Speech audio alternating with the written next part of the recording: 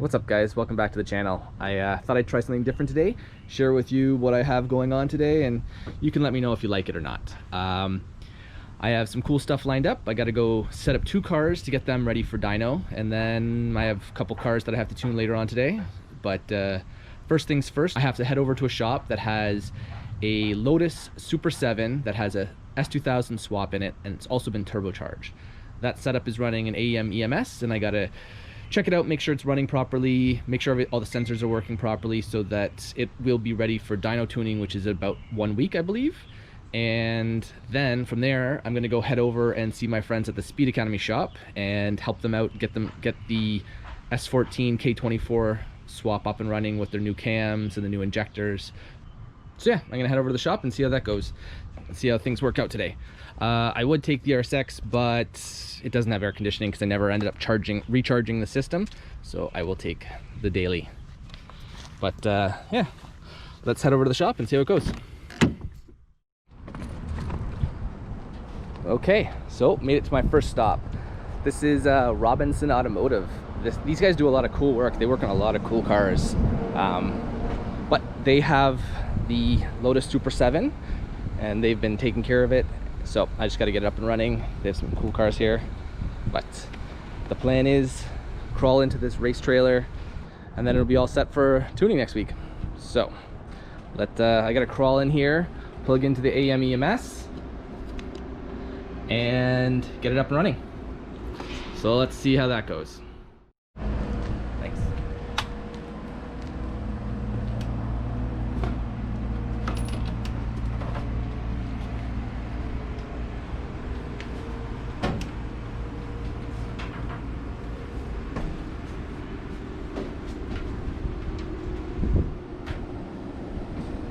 All right, I'll take the camera, thanks. So here is the Lotus Super 7. It's S2000 swap with the turbo setup. The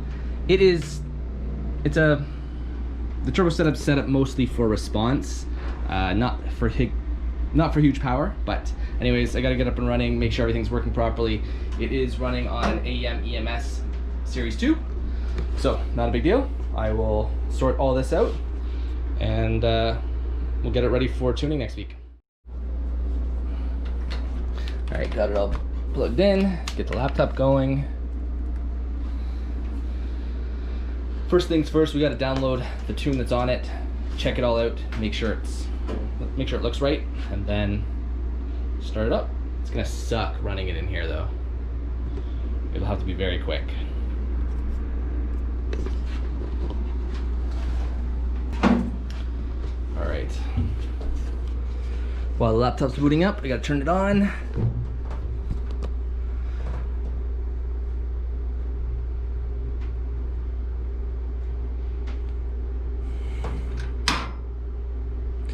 Main power, ignition on. I can hear the fuel pump. Let's just, yep, that works. So let's download the software. Let's download the tune.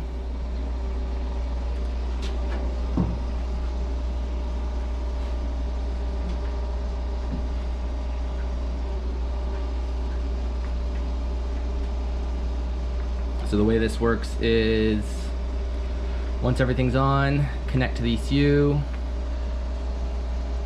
although it's not connecting.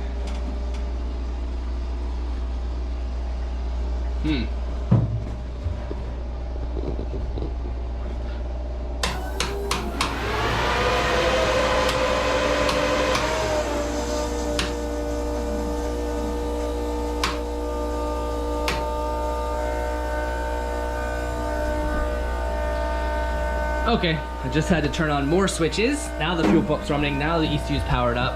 You can hear the fuel pump. ECU is connected, downloaded the map, and it looks, what I want to make sure is that wideband is working. So let's crank it and see if it starts running.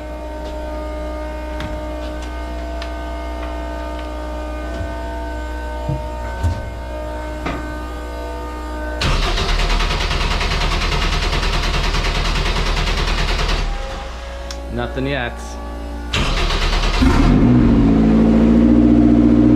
Yep.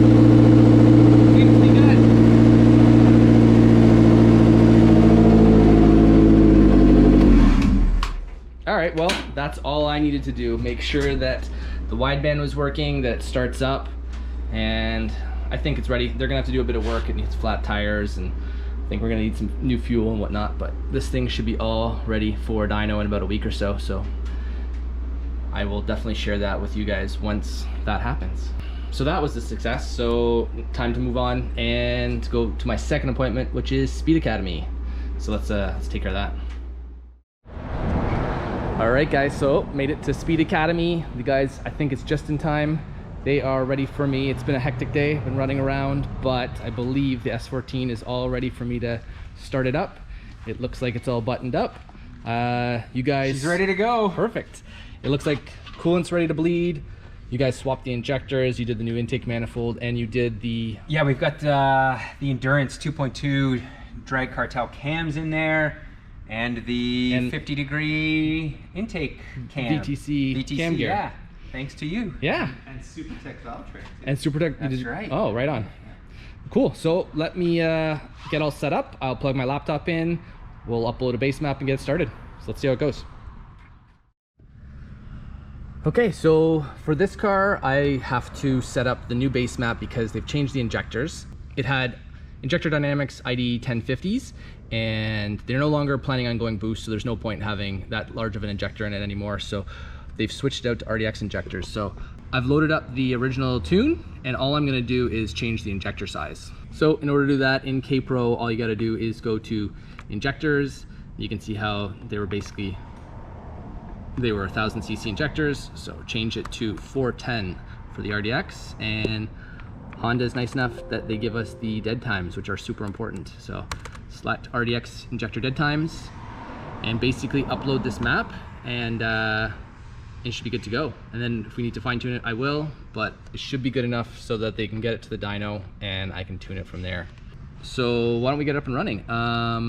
Yeah. So Dave, Yep. can you put the key to the on position for me? Sure can, yeah. Thanks. So key on. Tune has been updated with the new injectors. I think we're ready to start it up. Can you start it up, Dave? Sure can. Starts up like a dream. Seems to be running well. And I guess from here, I'm gonna take off because I actually have to get to the dyno and tune 2 more cars tonight. But I will let them. They have a few more little things to do. They have to bleed the coolant, and I guess I'm gonna see this hopefully sometime next week.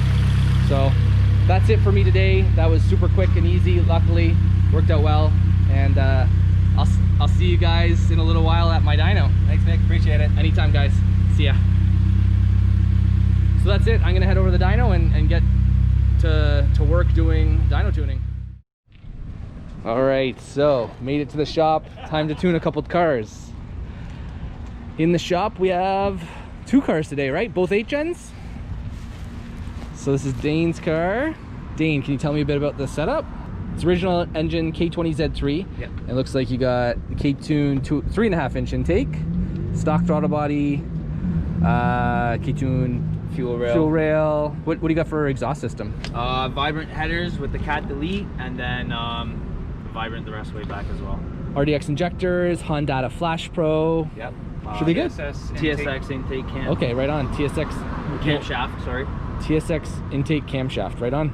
Should be good. And then we also have another 8th gen. This is a turbo setup. So we're gonna do this car first, and then we'll get to that car. But let's bring this one in and get started.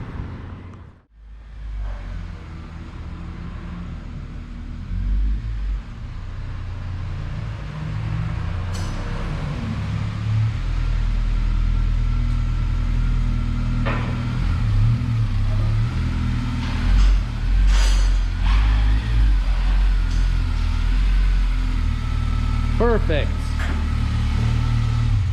All right, let's get it strapped down and see what it makes. Okay, got the car all strapped down, ready to go. I think the guys have an idea. Well, do you guys have bets onto what it's gonna make? Right now, let's say, right now it's got what, a Honda base map on it. Yeah. It's been scaled for RDX injectors, but that's it. No actual tuning, no anything else. 185? That's low. Oh, that's I really say 197. low. I'm thinking about 200, honestly. 200? 195. I think it's gonna be like 210.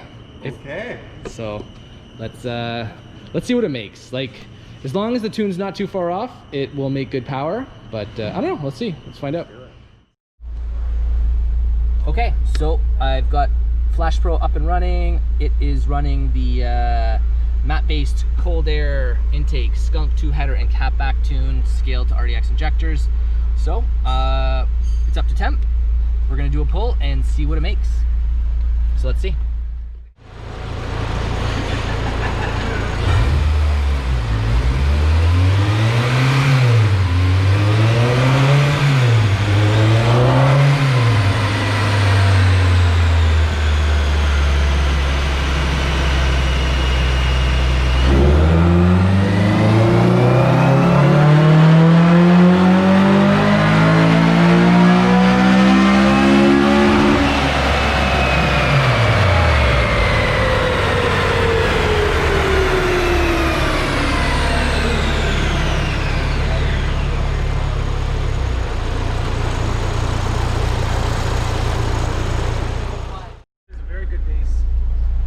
Okay, so it made on the base 205 and 143. So Dane, I think you were the closest without going over, so you win. Anyway, so I'm gonna start tuning it now and we'll see what it makes all said and done. All right, well, actually what I should do is share with you the data log of that base map pull. What was interesting in it is during that pull, I actually almost stopped because it did end up reading a bit of knock. It ended up reading, let's do this differently. Here, let's do it like that. During the pull, this setup ended up knocking 12 times. I almost got out of it. The air fuel ratios are really good. I think it's just, maybe it's possible that it's false knock, so I'm gonna get into that. But ignition timing is also pretty aggressive at 29 degrees.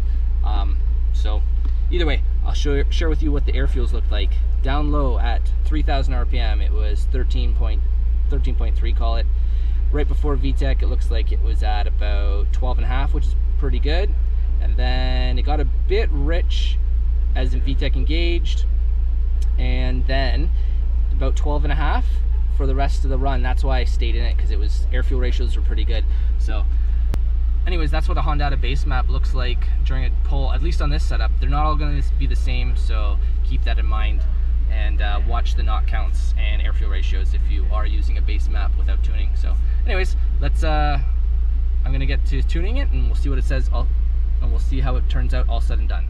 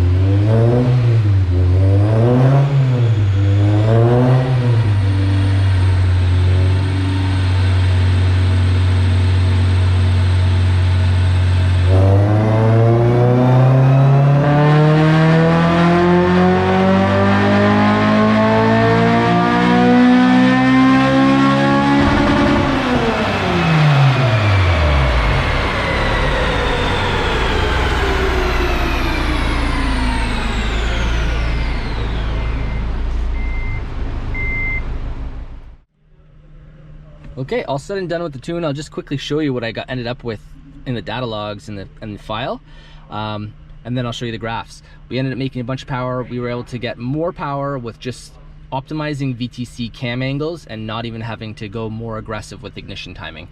Air fuel ratio, basically like perfectly flat. 12.5 is usually what I shoot for. VTC angles. Down low was 20 degrees worked best, tapering up to 45 through the mid-range, and then upper RPM, I started tapering it down to about, this specific setup liked 20, but it usually varies between somewhere between 20, 25, 30 for redline. Some engines like it up to 45 all the way to redline, but I find the average is about 25. So anyways, that's it for the data log. What we ended up with was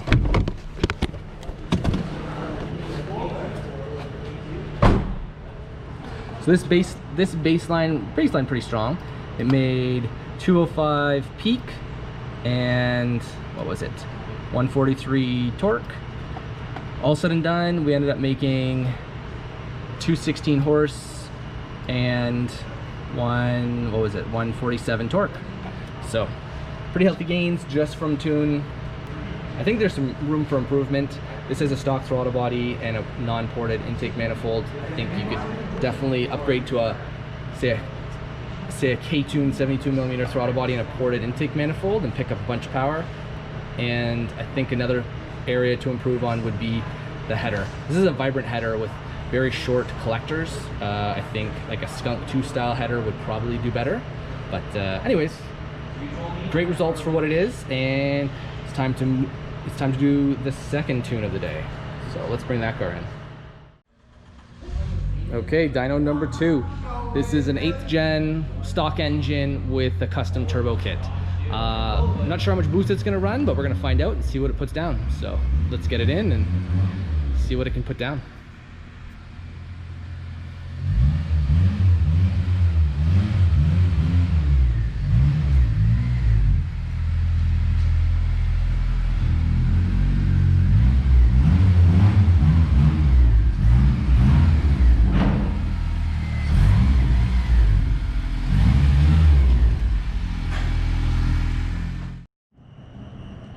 Okay, dyno number 2. Shane, tell me about this setup. It is a stock K20 Z3, the original engine. Yep. Custom turbo kit by you, right? Yep. And the 3-inch all the way back from the turbo. So let's go through. It is, what turbo is it? Precision 6262. Okay, and wastegate? The tile. But this is a cast iron shorty, like log style manifold, Yes. right? Yes. Running what injectors? 1000 cc's? 1050s is on paper, but Yep. I mean technically they're 1000. K-tune 4-bar map sensor. It's running Honda Flash Pro. Grady blow off valve. 2.5-inch charge pipe. Yeah. Pretty much it. So I don't know. Let's. We don't know what we assume that it's an 11-pound spring in it. We're gonna see how much boost it makes. We do have a boost controller if needed. So I don't know. Let's see what it makes. All right, guys, well, we're not actually gonna fully tune this car today. We ran into a bunch of issues with it. Nothing wrong with the setup, it works, except for the intercooler. We started tuning it and it wasn't making any boost. And so we tracked it down, and what it turned out to be was the intercooler design. The intercooler design is so restrictive because it's very narrow and it has to double pass through a very small passageway that it's creating a ton of back pressure, which was bleeding off all the boost. So we were only seeing about 3 pounds of boost by 6,000 RPM. We did a quick test. We actually removed the intercooler and just temporarily looped the charge piping. And instantly we were able to see 10 pounds of boost. So public service announcement, don't buy this type of intercooler. Get a proper vertical flow one that everyone uses for K-Series and you won't have any issues. But anyways, the car, it spools up well, now with no intercooler, and the plan is to put a proper intercooler in it and come back, and we should make some good numbers. So if and when that happens, I'll make sure to do a video on it and share it with you guys. But anyways, that's about it for today. I hope you guys found the whole day I've shared with you cool and interesting, and if you like it, please let me know. So that's about it for today. I hope you guys enjoyed it, and thanks for watching. Bye now.